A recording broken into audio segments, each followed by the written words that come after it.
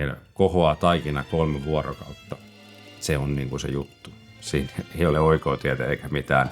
Se vaan tehdään ihan just niin kuin me tehtiin se kotona, mutta vaan vähän isommissa astioissa. Täytetään käsin ne meidän pizzat. Ja tullaan täyttämään. Aamen.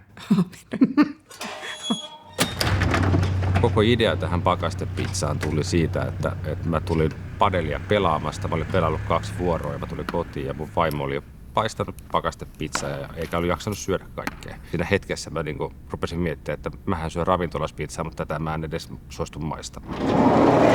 Siitä se lähti alun perin liikenteeseen.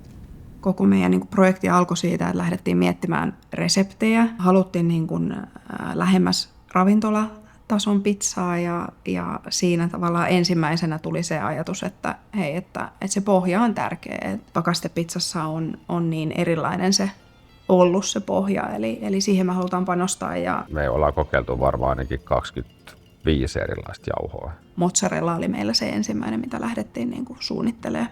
No tässä mozzarella-pizzassa niin avainjuttu oli se, että tavallaan tässä on yksinkertaiset raaka-aineet, että siinä on semmoinen tuoreen maku ja toisaalta siinä on erilaisia vivahteita. Sen takia me käytetään tuore basilikaa esimerkiksi, se tuo oman makunsa siihen.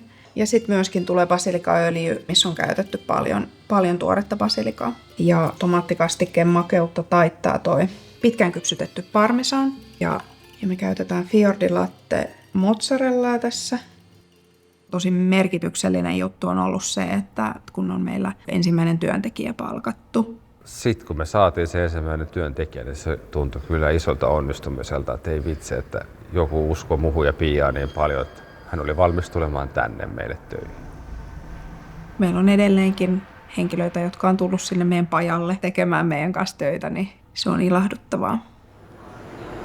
No niin, nyt kun olette nähnyt, miten näitä tehdään kotona, niin tältä tämä tekeminen nykyään oikeasti näyttää. Meillä kohoaa taikina 3 vuorokautta. Se kohoaa 3 eri muodossa. Myöskin säilytetään 3 erilaisessa laatikossa siinä aikana ja siinä välissä tehdään aina käsityötä. Se on niin kuin se juttu. Siinä ei ole oikoitietä eikä mitään. Se vaan tehdään ihan just niin kuin me tehtiin se kotona, mutta vaan vähän isommissa astioissa. Rima on asetettu aika korkealle siinä, että miltä pizza näyttää. Että me täytetään käsin ne meidän pizzat. Ja tullaan täyttämään. Aamen. Silloin kun me lähdettiin kehittelemään tomaattikastikkeita, tehtiin monenlaista ja kokeiltiin erilaisilla sisällöillä ja valmiita kastikkeita ja näin. Kunnes sitten testattiin tuoren basilikaa. Silloin jotenkin todettiin, että jestas, että miten voikin maistua näin hyvältä. Ja Freshiltä, että se oli aivan erilaista. Tuoretta basilikaa meillä kuluu reilusti. Se tulee meille tästä lähipuutarhalta. Tuoretta basilikaa käytetään sen takia, että basilikaöljystä saadaan aina tuoreen makusta. Mehän tehdään oikeastaan nuo meidän lisukkeet kaikki itse tuoreista raaka-aineista. Esimerkiksi jalapeno, niin me uitetaan sitten pikkelöintiliemessä. Mulla tulee semmoinen olo, että jos ei me oltaisi just sellaisia kuin me ollaan, niin nuo pizzat olisi erilaisia. Me ollaan kyllä molemmat tosi vaativia, etenkin niin kuin itsellemme. Mutta se mitä se vaatii, niin se vaatii ihan älytöntä intohimoa, kurinalaisuutta, hulluutta, luovuutta, mutta samalla se vaatii niin kuin oikeasti semmoista tosi isoa systemaattisuutta, että sä saat niin kuin ne asiat tehtyä. Mun mielestä me ollaan Pian kanssa luotu sinne ihan tavallaan, että semmoisia tuotteita ei ole koskaan ollut olemassakaan. Mä teen ainakin tätä sen takia, että se on ollut mun ihan tosi pitkä haave.